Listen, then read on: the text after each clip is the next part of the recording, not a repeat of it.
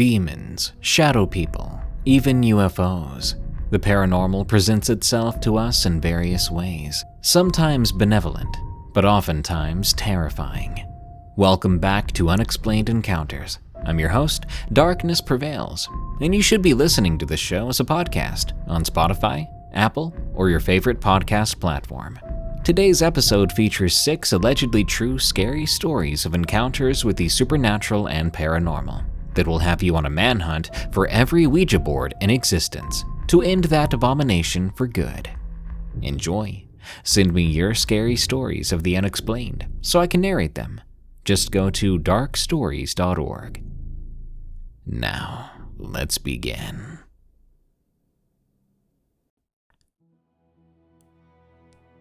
Tormented by an Unclean Spirit. From John Cragen. These events occurred from the summer of 2015 to the summer of 2017. I'm from southern Ontario, Canada.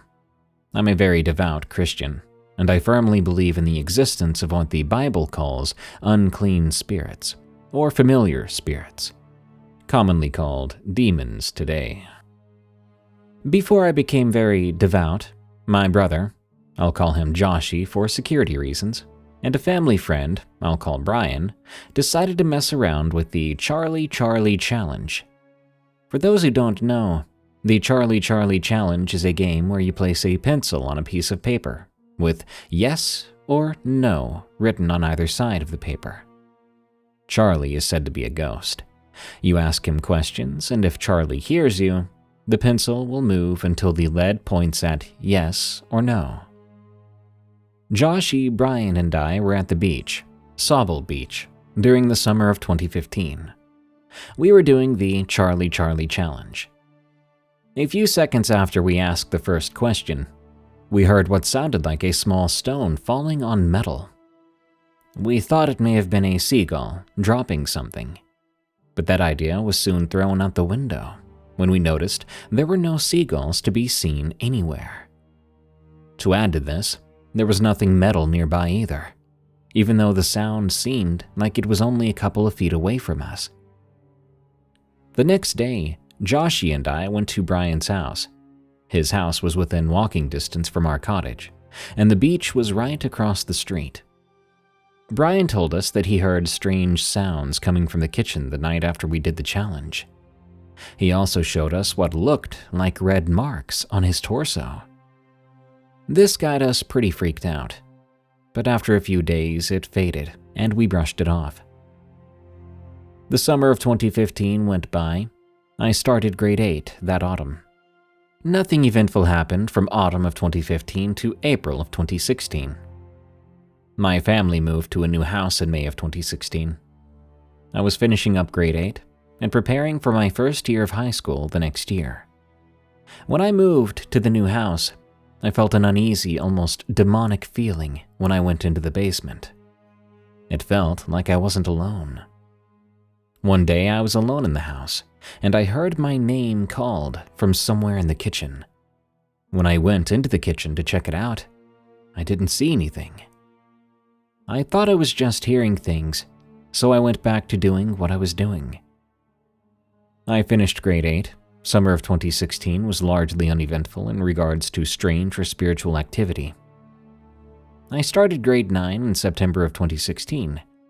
Strange occurrences became common around the house. It got to the point where I began to rebuke the spirits in the name of Jesus Christ. After I started doing that, things seemed to die down, and nothing else happened for a while. The next occurrence happened back at Sauble Beach in the summer of 2017. Joshy and I were at Brian's house experimenting with ghost apps on the Google Play Store, when, suddenly, Brian began to sweat like crazy. This was weird, because the air conditioner was on and at full blast. I freaked out and began to record a video of what was happening with Brian.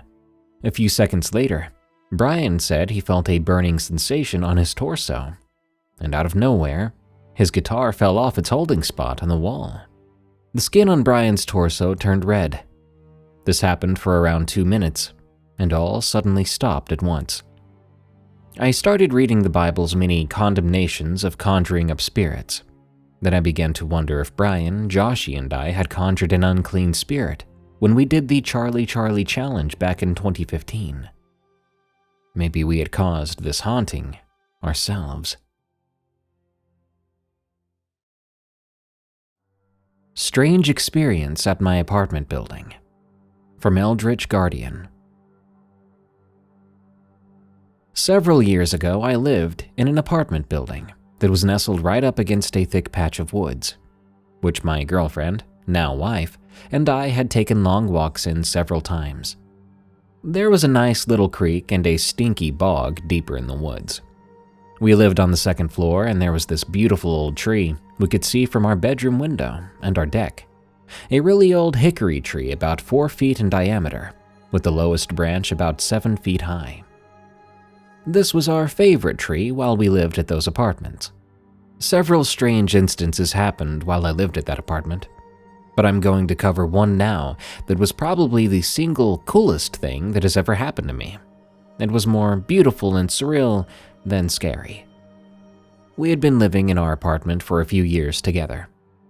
It was one of those that essentially had a stairwell outside the front door that connects the front doors of all the apartments on each level with a small, squarish landing. These were not the nicest apartments in the world, but they were what we could afford at the time. I had to take the trash out late one autumn night. It was close to midnight. The dumpster was thankfully located just a short jaunt away from our building at the edge of the woods, maybe 60 yards at most, far enough away to not have to smell the stink of garbage on hot summer days. I had the bag of trash in my hand and was walking toward the dumpster when I heard a rustling in the bushes to my right. The hair on the back of my neck and arms stood up on end, and I took the last few steps toward the dumpster, throwing the trash bag into it. When I turned around, a small gray fox was standing in the middle of the parking lot, staring right at me. We were both frozen in place. I waved at it, and the fox kept moving along. When I got into the apartment, I told my wife about what had happened. We both thought it was really amazing. We're huge animal lovers and enjoy seeing animals of all kinds. We have a healthy respect for nature and keep our distance while admiring animals. So for a solid week after the sighting, I had the strangest dreams about foxes. Foxes would be dancing around our apartment in my dreams, and I recall one where I looked out the window by my bed, and I saw several of them chasing around these small bluish-white flames that were floating in the air. I believe that these were foxfire. Not sure what else they could be, given the circumstances. I woke up feeling refreshed and energized after these dreams. I was really sad when I woke up one morning and didn't remember my dreams from the night before. I thought this meant an end to my beautiful dreams. I got up at 6 a.m. to get ready for work. It was still dark outside. I got ready pretty quick, and I was out the door by about 6:25. The sun hadn't crested over the trees just yet. I walked out the door and turned around, locking it. I then walked down the few flights of stairs to the spot I'd parked my car. I unlocked the door and went to get in. But as I was turning to sit down, I noticed something huge standing near the tree in front of our apartment balcony. Underneath the tree was the most massive white fox I've ever seen, before or since. Its head, while it was sitting, was as tall as the lowest branch on the old hickory tree, about 7 feet. It was almost shining with an inner glow. It was so bright white. It had more than one tail and the longest legs I'd ever seen on a fox. Then it looked at me, and it smiled. It then stood up and bounded away, but instead of vanishing into the distance, it just vanished as it left the area of the tree, like it jumped behind some invisible barrier or into a hole in reality of some kind. I stood there, dumbstruck, for about 10 minutes after that happened. While it was going on, I felt no fear, and I actually felt like it had been waiting for me. Foxes have always been my favorite animal since I was a kid, and I'd always enjoyed sightings of them growing up. Whenever we went to the zoo when I was young, I'd always want to go see the foxes first thing, and once again before we left for home. This event left me feeling fulfilled in a way I still can't fully explain, but it was so beautiful and amazing, I wanted to share it with everyone. Not everything that goes bump in the night is something we have to fear. Sometimes the things you can't explain can be beautiful instead of terrifying. College UFO Experience. From Anonymous. Between the years of 2009 and 2012, I was a student at a small public university in the mountains of North Carolina. It was nestled in a small valley in the Smoky Mountains that had originally been Cherokee Indian territory. It was a beautiful rural campus with wonderful views of the surrounding mountainscape, but not much else. The campus transportation system, called the Catran, was essential to getting around campus. Between the hills and valleys that made up campus and the chilly autumn and winter weather, you couldn't realistically walk from the class buildings to your dorm unless you were prepared for a cold hike. One evening in my senior year, my roommate Brett and I were waiting outside of the library for the Catran. It was late in the evening, around 8 p.m. The Catran stopped running at 9, so we would be on one of the last rides around campus. While we stood at the bus stop waiting, we began to look up at the night sky. Brett stood looking at the moon when he drew my attention to some lights in the sky. There was a trio of lights arranged in a triangle, slowly rotating around the moon. When I first looked up at them, I was convinced it was just a cluster of stars. But then I noticed movement. They were rotating in a clockwise motion around the outline of the moon. The lights would rotate around one light, then around the next, all the way around the moon. We stood there watching the light show for what felt like only a few moments. We were softly speaking to each other about what we could be seeing. Brett thought it was just an ordinary airplane, but the motions didn't fit. I told him that I wasn't sure what it could be, and jokingly called it a UFO. Looking back now, I'm convinced that's what it was. We only stopped paying attention to the strange lights in the sky when we heard a car horn honking at us. It was the Catran driver blowing his horn at us. He told us that he had driven past us several times and stopped to let us on, but each time, apparently, we just ignored him, staring off into space. He only got our attention this time because this was the last shuttle for the night, and he didn't want to leave us stranded. I could have sworn we only watched those lights for a few moments. But when I looked at my watch, it really had been nearly an hour. As we boarded the tram, I looked up at the spot we had been watching the lights, only to notice they were gone.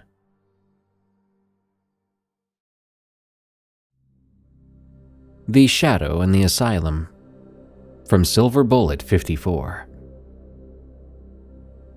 If anybody dares you to go into an asylum, most people would tell you to agree. For anybody who has a thing for abandoned areas, an asylum has the perfect amount of creepy, historic, silent, and dramatic occurrences to get your heart pumping. It's also somewhere that has the look of a place that's bound to be haunted. The dusty books, abandoned fans, and solitary wheelchairs, all of which aren't exactly pleasant reminders.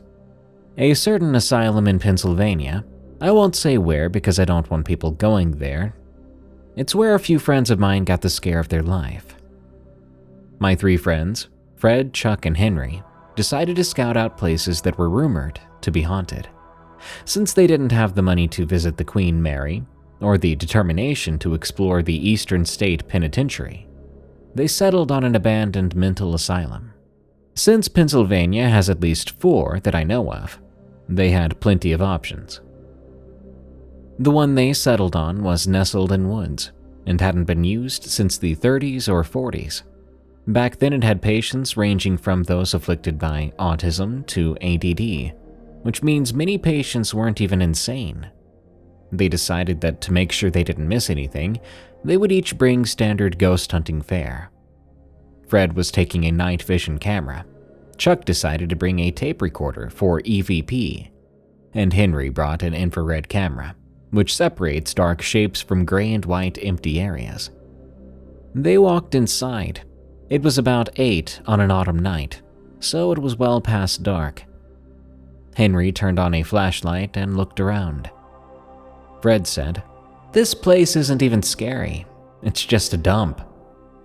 The other two decided not to argue, as Fred was usually stubborn and was convinced that he was always right. Chuck walked into an empty room, telling the other two to go on, while he tried to record some EVPs. Henry and Fred split up and soon reached the end of the hall. From there, they could hear Chuck speaking. Fred then began to investigate a kitchen/dining room, and Henry took a blind guess, ending up in the morgue. Fred's night vision camera picked up just a couple of rats and a hornet's nest, which at the time was quiet and still. Henry focused his camera into a freezer, which would have been used to hold a dead body, but didn't see anything. After 20 minutes, Chuck came back and asked Fred and Henry to listen and see if they got anything. Henry was about to put down his camera when a metallic crash sounded right behind him. Henry screamed and dropped his camera. Chuck dove onto the floor by reflex, and Fred ran to them and asked why Henry had screamed. Henry pointed his camera and screamed again. He saw a mass of black, which meant he had caught something. Fred and Chuck said they had enough and sprinted down to the entrance, with Henry close behind. When they played it back, they saw a black mass that was moving from side to side on Henry's camera. Chuck admitted that a couple of times during the EVP session, he felt like someone was prodding him. Turns out Fred had come up with nothing. I saw Henry's video and couldn't give him an answer. Fred and Chuck are at a loss too. Like I said, Asylum seemed to be the perfect place for hauntings. Henry hasn't shown anyone else's video, and Chuck never revealed what he heard on that EVP. He did tell me that he heard some scary stuff on it, and doesn't like to talk about it. Henry and Chuck plan to take Fred to another asylum in Connecticut in 2020. I hope they turn out okay. After what happened before, Chuck and Henry are being pretty gutsy. Fred probably just wants to catch something.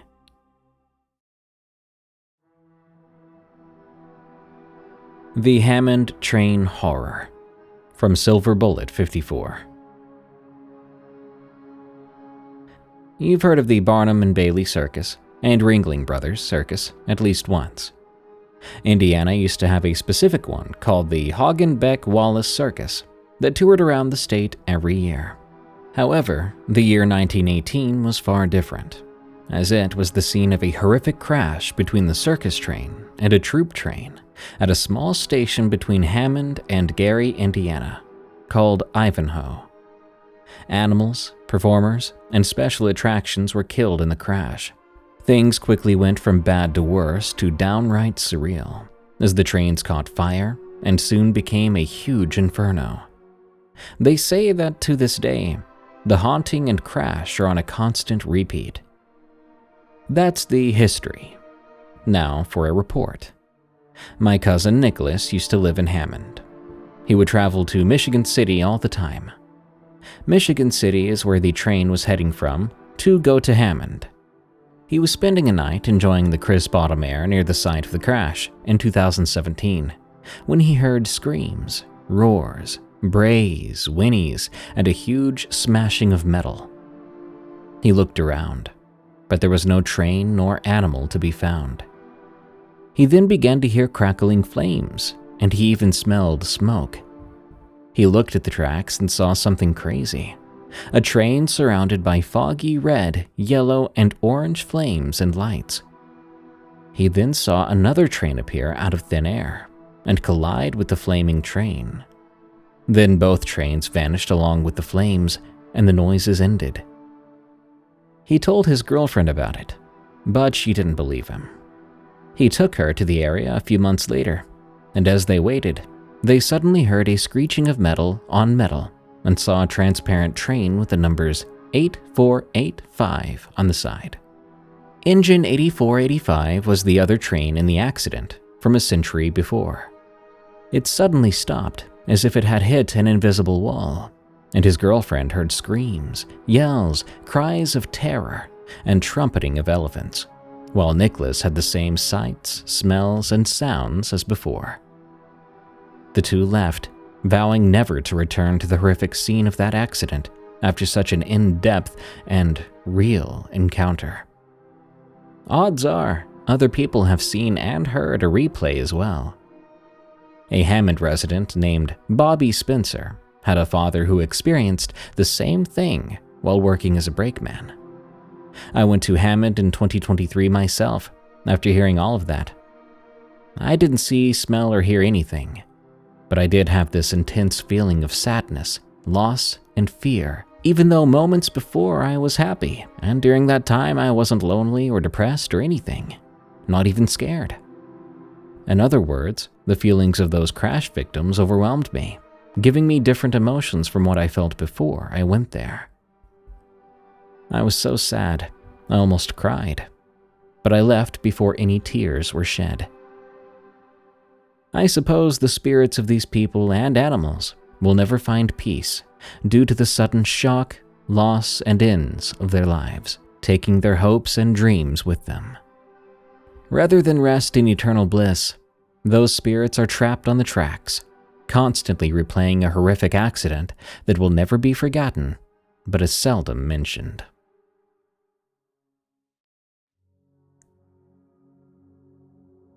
Shadow people, UFOs, and many odd experiences.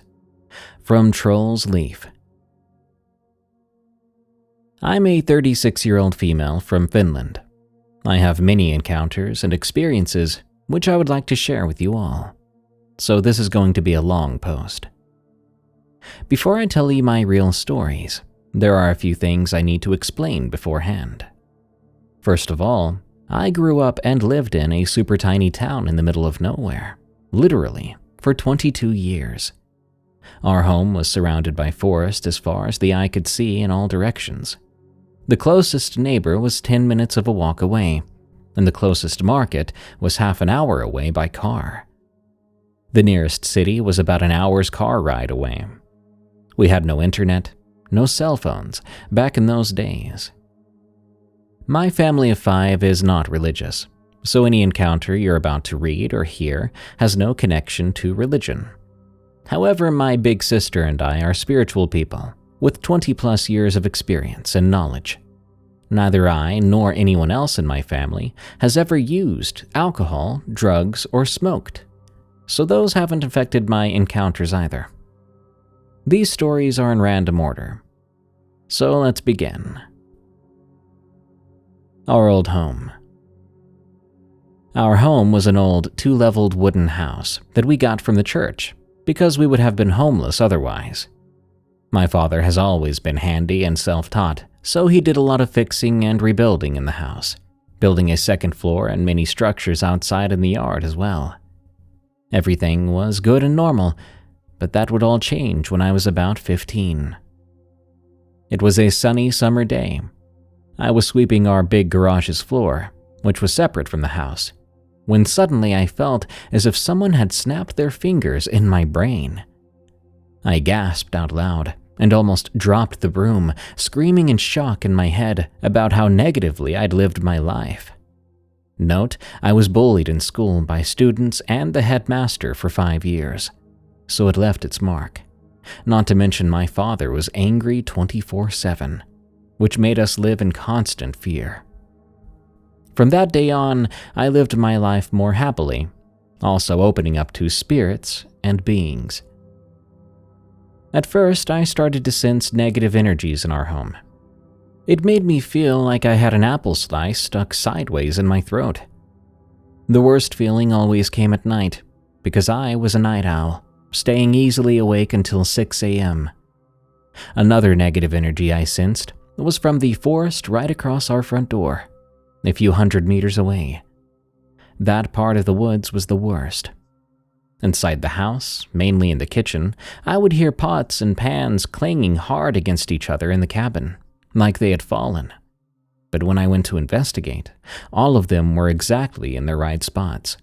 None of them had moved, Once my father heard it too, when he was in the kitchen. He turned to look at me with this confused look in his eyes as I stood there at the doorway. Neither of us said anything. It was all familiar to me, but new to him. There were times when I heard these sounds, but I never bothered with them. They were harmless after all. As a side note, squirrels or other animals did not get inside our home. In Finland, houses are very well built and insulated because we have long, cold winters. That negative energy or being, whatever it was, which was in our home during the nights, was more or less a different thing. Like I mentioned, I stayed awake at night, and almost every night I felt that negativity, getting the feeling of an apple slice being stuck in my throat. My big sister, who has been a spiritual person much longer than I, sensed it too. It never attacked us physically, but its presence was enough to make us feel uneasy. The worst part was going to the bathroom during the night. Now, summer nights in Finland are very bright. The sun barely goes below the horizon, but you can still see clearly at 3 a.m. outside. It looks more like a cloudy day instead of night. So going to the bathroom during summer nights was okay. It was totally different during autumn and winter, when the sun sets much earlier. Darkness consumes almost 19 hours of your day. Our bedrooms were on the second floor, which was basically just one big room cut openly in half. Mother and father slept on the other side, the front yard side, and my brother and I slept on the backyard side. My big sister didn't live at home anymore during these times. My bed was right next to the railing that prevented me from falling down the stairs, which led to the living room. Right next to the stairs was a bright nightlight for safety reasons, so that none of us would fall down the stairs during the night while going to the bathroom or getting a drink of water. That night, I got up, went down the stairs, walked through the living room, and stopped at the living room's doorway. The doorway, which led to hallways 2 and 1, was right to my left, but across from me in the cottage's wall was a wide and big mirror. I feared that mirror so much during the dark nights. It always felt like I would see someone or something evil and dark staring back at me, so I avoided looking at it. I dashed to my left, going through hallway 2, entering hallway 1 where our small bathroom was. Hallway 1 was small and had a front door. Right next to it was this small window. On the wall, across from the bathroom's door, were 3 other small windows, all facing towards that eerie part of the forest I mentioned earlier. Whenever I went to the bathroom during these dark nights, I felt like there was a line of evil beings staring in through those windows. Those 3 other windows were meters high above the ground, so no one could have been looking in. Back in those days, we also had a male Belgian shepherd who barked at everything and everyone, so no one could come into our yard without him hearing and alarming everybody. When I left the bathroom that night, I rushed out of that first hallway, walking through the second, and came face to face with that horrible mirror again in the cottage. I usually managed to not look at it, but sometimes I did, feeling more or less relieved when I didn't see anything, even though I still felt something. Coming back to the base of the stairs leading upstairs was the worst. After a few steps, I, like my siblings, felt a dark presence standing right behind us. I rushed up the stairs, sometimes looking behind to see no one at the base of the stairs, but I still knew whatever it was there, looking at me. I think this thing attached itself to me since I kept feeling it behind me, even years after we sold our house. I still fear mirrors during the nights. Only after I drew an art piece of myself looking at the mirror, seeing this black hooded figure behind me, did it vanish. I think it realized only then that I was aware of it. Other scary encounters at my old home. These encounters happened during the darkest times of the year. For some reason, the activity was more, active during autumn and winter. One night I was in my bed around 3 or 4 a.m., trying to get some sleep, even though I still wasn't tired. I was on my back, suddenly feeling strong negative energy radiating from my parents' side. Just by turning my head to my left, I clearly saw everything in their room. Their bed was on the left, the end of it facing a small fireplace. Right next to this fireplace was a huge and wide black maggot, and it was only a few meters away from me. The top part, which was standing up, was as tall as the fireplace with the flue, maybe my height, 5.3 feet, if not taller, while the lower part, maybe as long as the upper body part, was lying against the floor. It had huge bulging eyes on the side of its head. The outer circles of its eyes were red, and the inner side was yellow with small black pupils. On either side of its body were red-yellow round marks. If I had to describe it with a living real maggot, I would say it was very close to an elephant hawk moth, except it was fully black with those red-yellow marks and eyes, with that horrible negative energy and intense gaze. It just stood there, staring at me without even blinking. I was so scared. I think I've never been so scared before. I turned my back to it, hiding under my blanket. I closed my eyes and prayed to Archangel Michael to come shoo it away, to keep it away from me and protect my home and family, just like my sister had taught me to do. It didn't take more than a few seconds after my prayer for that negative energy to fade away. I waited a bit more, finally daring to look. It was gone. The maggot thing had left, and I felt so thankful and relieved. But you can bet I didn't sleep that night. I believe one reason why there was so much negativity in my old home was my father. He was always angry, hard to please, very strict with rules, and so on. I can say we had no normal childhood, thanks to him.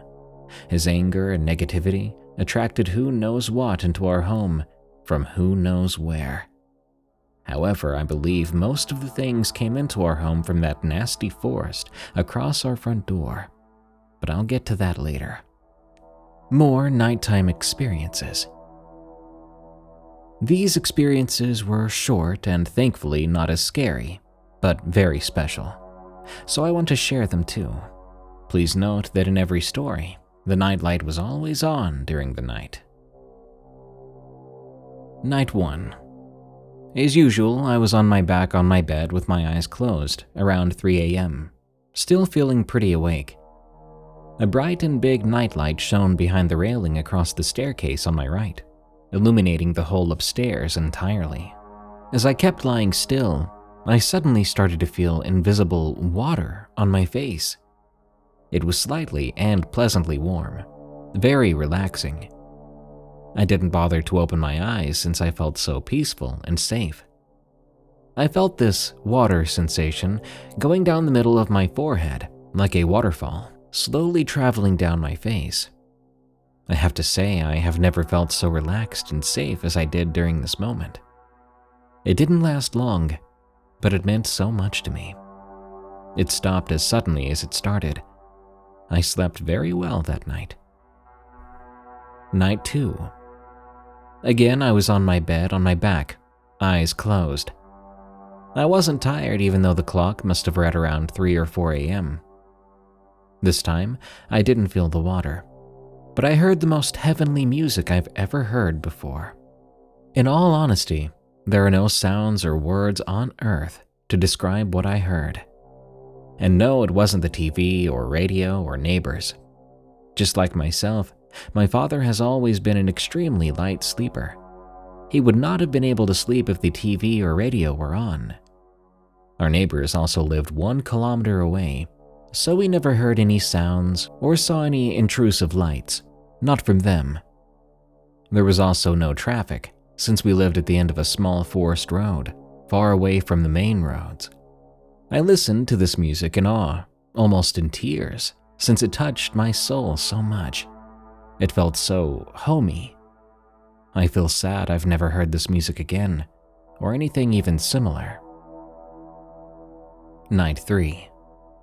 Once more, I was on my bed on my back, facing the ceiling with open eyes. All of a sudden, I noticed something coming down through the ceiling. It was the bottom half of an old armor. I watched silently in slight surprise as this armor came through the ceiling soundlessly, slowly landing by the side of my bed. When its toes touched the floor, it vanished. I was surprised and stunned in a good way. You don't see that every day. And I haven't ever since. I wonder where that armor came from. To my knowledge, our home spot had no history or activity that could have caused that or explained it. Summer Day Encounter. One summer day, I was standing in the kitchen. I had a clear view of the cottage's doorway. We had an open concept design back in the early 90s. I stood sideways, suddenly seeing a solid black shadowy figure standing at the doorway. Now, the doors were open all the way to the outside, since my other family members were outside with our dog, who was off-leash 24/7. He never left our yard, and like I said before, he barked at everything and everyone. Our old wooden floors also creaked under the slightest weight, so I would have heard the steps. So I knew it wasn't a real person standing at that doorway. I eyed him for a moment from the corner of my eye. He was wearing a black cape with a hood, being fully covered by it. I didn't see his face, but his shape otherwise was like a person, a human. Only when I turned to face him did he vanish. I was slightly stunned, but didn't bother with it more than that. As long as they didn't have negative energy, I didn't worry. Dragon Ball Z Experience. Once again, on a sunny summer day, I was in the living room, watching Dragon Ball Z back in 2003, when it aired in Finland for the first time. I don't recall which episode it was exactly, but I remember seeing Vegeta on the screen. God, I had a huge crush on him as a teenage girl. I smiled and thought, he's such a wonderful character. Instantly, right after that, I felt two fingers taking a strip of my long blonde hair between them, sliding down extremely gently. I knew I was alone at the time, my family was outside, and no stranger could have come in without our dog noticing. I smiled and said, "Thank you," in my mind. I don't know who it was, but the touch was so loving and gentle, it made me happy. Meteor Encounter. My brother, sister, and I stood on the second floor, staring out the window during a dark autumn evening, watching the stars. My sister was on the phone with her best friend. I was eyeing the sky right above the treetops when I saw this big black meteor-like ball coming down fast. It had blue flames and small regular flames. It went behind the treetops and most definitely hit the ground behind those trees. But there was no sound, no shaking ground, nothing. My little brother saw it too, but my big sister didn't for some reason. It wasn't a star, nor plane, helicopter, or anything like that. It honestly looked like a black meteor, and it was quite big. I wanted to go check it out, but I was too afraid, since my father had warned us to never wander into those woods. He had done that once, stepping on an unmarked well. Luckily, he didn't fall in fully, but he did hurt his leg, so we never went to investigate. No one else showed up to investigate it either. I still wonder what it was. Yellow lights and UFO. I was maybe 6 years old when my big sister and I saw huge yellow lights a few times while walking home from school. There were always two of them. It was winter when we saw these lights many times, always in the same spot. They always appeared behind us, looking like a car's long front lights. My sister always told me to walk by her side so that a car could pass by. Except there was never a car.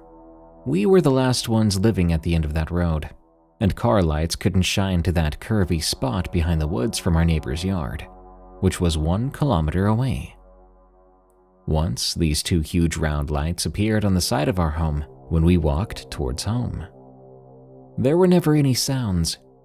They just appeared and disappeared like that.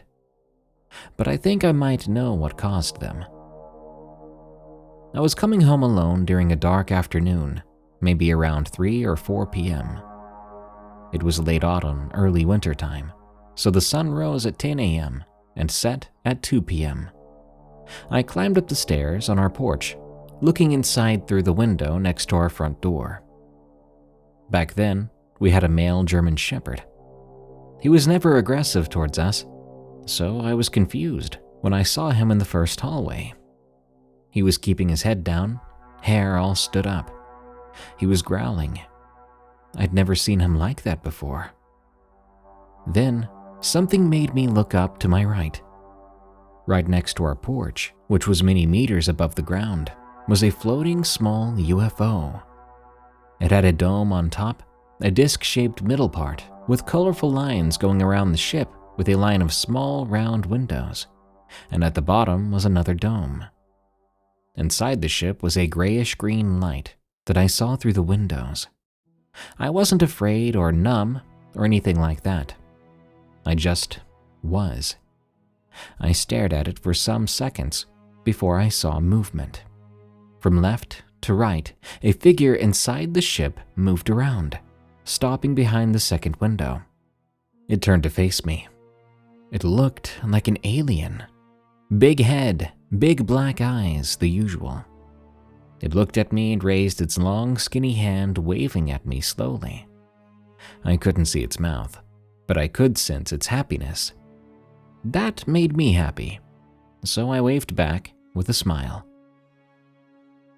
Now, the next part is confusing, since I don't know which is the real memory. 1, I opened the front door and stepped inside, our dog still on alert, with his head down and hair up, but no longer growling. Or 2, I just suddenly was standing inside the hallway, in front of our dog who looked at me with concern, like he was making sure I was okay. I was okay, but I never did see this alien or UFO again. Shadow person on a birch tree. I don't remember why I was going downstairs during a summer day, but I stopped in front of the window on the second floor. As I looked outside, I noticed something on the birch tree in our backyard. Someone or something was sitting on one of the branches. It was a solid black humanoid figure. It was squatting on a branch quite high up on the tree, at the same level as our second floor window. It had no face nor any other visible features. It had overly long arms that hung down with 2 long legs. I wasn't afraid, but rather surprised. However, I had no time for it, so I just ignored it and went downstairs. Later on, I learned that this creature was a shadow person. I find them quite fascinating. I would see it a second time one school morning. I was in middle school, which was further away, so a taxi came to pick us up, taking us to a faraway bus stop. At one point during the trip, I felt horrible. I didn't want to go to school since I was bullied, but no one knew about it. I was never brave enough to tell someone. As I rolled all kinds of thoughts in my head, I noticed something by the side of the taxi, at the edge of the forest. It was the same shadow person. It was running on all fours, keeping up with the taxi easily. I saw it only then, when it emerged from the shadows of trees and bushes, with morning sunlight hitting it. I was shocked, but soon happiness and relief filled me. It had come to escort me, to tell me I would be all right. I just knew it. It wasn't bad or evil. I smiled at it, saying thank you in my head. Right after my thanks, this shadow person stopped in a big shadow, and I never saw it again. I hope it still lives in those woods, knowing how happy it made me back then, how grateful I still am to it. Winter Troll. It was a cold winter night, and I was awake, coming into the kitchen. As I turned the lights on, I noticed a white ball of fur sitting back towards me on the windowsill. It was the size of a kitten or so. However, its tail was long and thin, having a black tassel at the end. I saw it only for a few seconds when I turned the lights on. It turned to look at me, then jumped down from the windowsill so quickly my eyes could not follow it. I know it wasn't a kitten or any other wild animal. I think it was some kind of winter troll because it looked a lot like one small white troll doll I had back in my childhood. Bird that called my brother's name. One summer day, my little brother and I sat on the couch in the living room. The couch was against the back wall near the stairs going upstairs. We had a window open upstairs at the time with a bug net to get some fresh air in. All of a sudden, both my brother and I saw a small bird fly to the window upstairs. It was weird, but we didn't mind it too much. However, what we did mind was the fact that the bird called out my brother's name once before flying off. My brother and I stared at one another, surprised, not saying a word. I still don't know what it was, since in Finland, we don't have wild birds that can talk or mimic speaking. Particular crows, yes, but it's illegal to have wild animals as pets here, which I think is a good thing. Wild animals belong in nature, after all. Anyway, there were many times when I would hear an unknown voice, female or male, call my name inside the house. It was always inside the house, too. It was never bad, though, or scary, just weird and confusing. Evil Forest. Now to that evil forest I talked about. Like I've said many times so far, the forest right across from our front door was bad, or evil if you want to call it that. It was honestly dark, vibrating with negativity, which made me fear it. It was normal during the summers, but during autumn and winter, when most parts of the day were dark, it was totally opposite. Back then, my father had a stallion. He left him in my care. Every evening, I went to feed him at 8 p.m., giving him water and hay for the night. However, the trip to the stable, which was at the other end of our yard, was different. Right away, when I stepped outside on the porch, I could feel lots of eyes on me, staring at me from the forest, evil ones. I ran all the way to the stable, feeling terrified with those gazes on my back. Only after getting inside the stable did I feel safe, but I had to do the same when going back inside the house. I ran from the stables to the porch, going in as quickly as possible. Only after I locked the front door behind me did I feel safe. It was horrible. Not to mention all those red orbs I saw at the edge of the woods at different levels. I didn't know whether they were eyes, orbs, or what, but I know red is never a good color in these kinds of situations. A few times I saw yellow orbs, which didn't freak me out, but they were a small comfort in the end. Still, to this day, I wonder what's in that forest.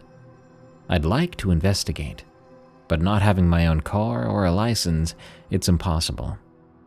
I'm not even sure I would like to know the truth in the end. Out-of-body/sleep paralysis experiences. I never had any of these until I moved to my current apartment, after my big sister moved out about 11 years ago. All was good at first until one night I woke up. I couldn't move or talk. I freaked out then, trying to scream myself awake in panic. But that didn't help.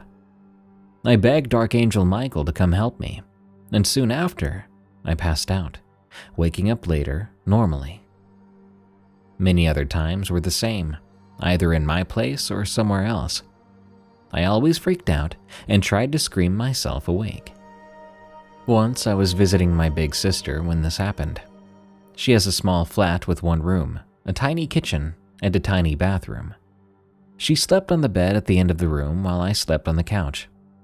I woke up on my back, my right arm up on the back of the couch. I realized I was having sleep paralysis, so I tried to scream myself awake again. Suddenly, I saw a white glowing being emerging from my big sister. It walked to me behind the couch, taking gentle hold of my arm and placing it back in my lap before vanishing. I woke up and told this to my sister later the same day. We both instantly agreed that the light being had been my sister's higher self who came to my rescue. Many other times I just wake up, realizing I'm walking inside either my apartment, my sister's, or my mom's if I'm visiting either of them. The moment I realize I'm having an out-of-body experience is when I try to turn on the lights. My hand just goes through the switch. It annoys me and I angrily tell myself to get back in my own body. It works, though I still don't enjoy those experiences. Ghost in the attic. On one occasion, I've seen a ghost. My mother and I took my big sister to her friend's house when we were teenagers. The house at the farm was hundreds of years old.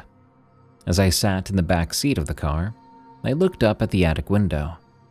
There I saw an old woman's face. She looked very sour.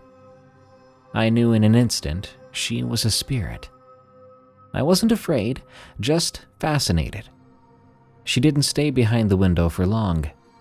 When I looked away and looked back, she was already gone. I later told my sister about it, and she knew to tell me that her friend's grandmother lived in the attic as a spirit. Sadly, the house burned down last month. I hope the grandmother has now found peace, since she was quite an angry-looking ghost. She apparently pushed people down the stairs if they dared come to the attic, which was her place. Guardian Angel. We all have a guardian angel from our birth to our death. I feel blessed to have managed to meet mine. However, it happened via a dream. I was very open to getting messages and visions via dreams when I was younger. In this dream, I was dancing in a circle with angels on pink clouds. 5 of them I didn't know, but the angel to my left was Michael, and the angel to my right was my guardian angel. Well, when I was working at a daycare in 2003 through 2004, I was lying on my stomach on the bed between 2 children. I was reading them a story to help them fall asleep and take a nap. In the middle of my reading, I felt a big warm palm on my lower back. It was such a loving touch that it made me smile and filled me with gentle joy. I know it wasn't any of the adults, since I was in the room alone, and it wasn't any child, since the kids were small, between 2.5 and 4 years old. One was already asleep, and the other was still looking at me. Eventually, they both were sleeping, and I got out of the room, still feeling amazed by the touch. I just knew it was my angel. The second time my angel stepped in to help me, I was walking to a nearby market with my mother during the summer. It was maybe 8 years ago, if not longer. In the nearby yard were 2 girls, maybe 10 at most, who were going to take a hunting dog for a walk. As my mom and I walked forward, 2 bikers went past us, but we all stopped when we heard those girls scream. My mother was way ahead of me going down the hill, stopping to wait for me as I spun around, coming to stand behind the bikers. I saw the dog, running away from the girls without a collar or a leash, right beside the road. The girls screamed and yelled at the dog, but it didn't listen. It was then when I felt a strong but gentle, encouraging push on my back, like a mother who pushes her child forward, telling them to be brave and say hi. I've never felt so confident as I took firm steps forward, stepping out behind the bikers. The dog was still far away, but I pointed in front of me, saying loud and firm, "Here!" And the dog came. He ran to me instantly, stopping to stand in front of me sideways, panting hard. The other girl yelled at me to grab him, but I didn't. I pet him instead, knowing deep inside he wouldn't go anywhere. The girls came and took the dog. Bikers stared at me like I was something beyond this world. After I was sure the girls would be okay with the dog, which appeared to be not well trained, I turned around and headed to my mom, continuing our trip to the market.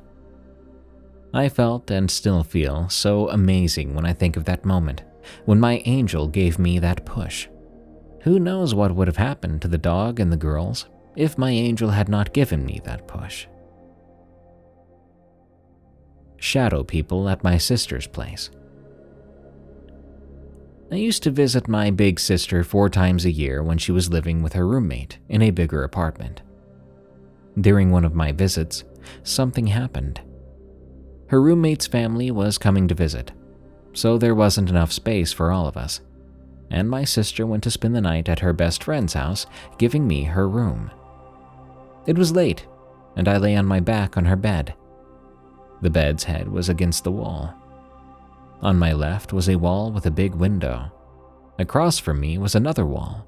To my right was a wall with closets, and right next to the bed on my right was a door, which was closed for privacy reasons. The curtain was open and city lights were shining outside, brightening the room. I saw everything clearly. I closed my eyes, sighed, and relaxed. You know that moment when you close your eyes very tight and everything goes black?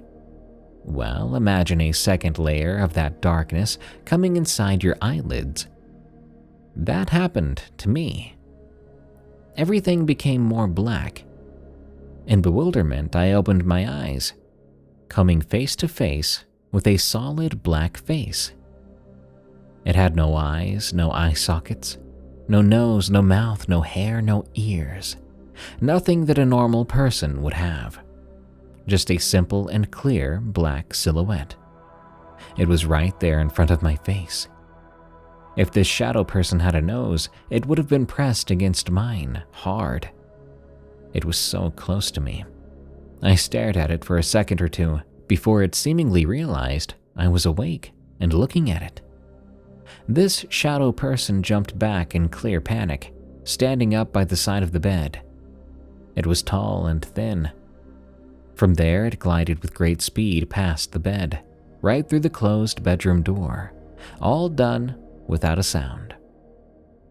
I sat up, staring after it. I was rather surprised and happy, but also felt sorry for the poor thing. I know some shadow people are curious about us humans, but they're also very shy, not wanting to scare us. This was one of them. So I apologized to it in my mind, then lay back down. I was able to sleep well that night without it visiting me again. However, it would show up to me a few days later. I was sitting in the living room where I could see the kitchen and my sister's roommate's closed door, while my sister sat on a chair across from me.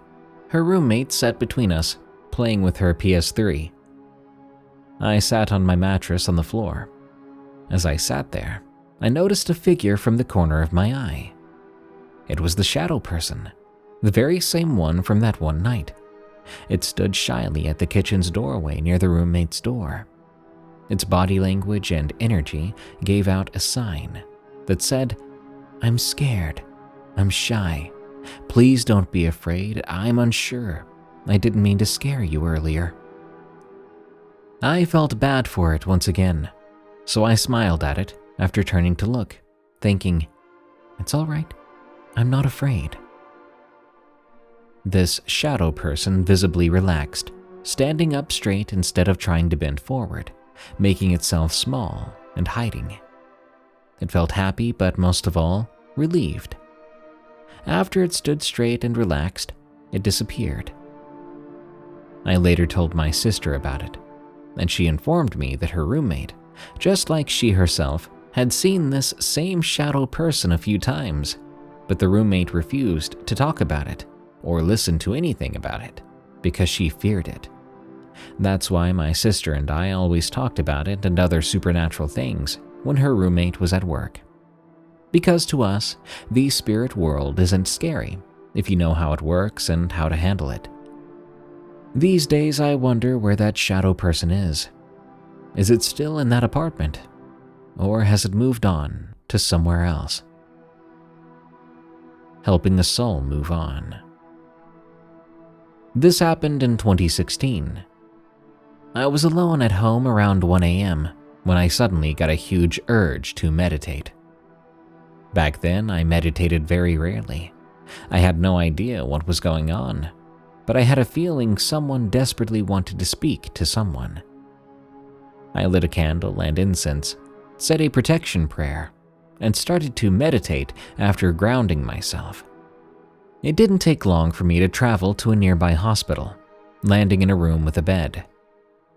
On the hospital bed lay a skinny old man, clearly weak and sick.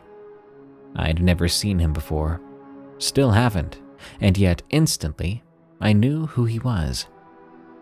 Beside the bed were his son, his daughter, and my mother, because my mother was dating this son who was in the room. No one else saw me except the dying old man. I smiled softly at him as I made my way to the edge of the bed. Sitting down, facing him, I placed my hand on his, holding it gently, then asked, "Do you see bright light?" He whispered happily, "Yes." I smiled softly and asked, "Are you afraid? Do you feel okay?" He said, "No, I'm not, and I feel great, warm and calm." I nodded and smiled, saying my last words. "Then go. You're free to go if you want." He felt so happy and relieved after hearing that, and finally relaxed. Soon after, my meditation ended, and I went to bed. When I woke up the next morning and checked my Facebook, my mother had sent me a private message saying this old man had passed away during the night, around 1 a.m. I felt happy and relieved he was now gone, since, as my mom had told me, the man had had a rough life with an abusive wife who kept him starved and abused in many other ways. He was now in love and light, in peace and free. He only needed someone to come and give him permission to leave.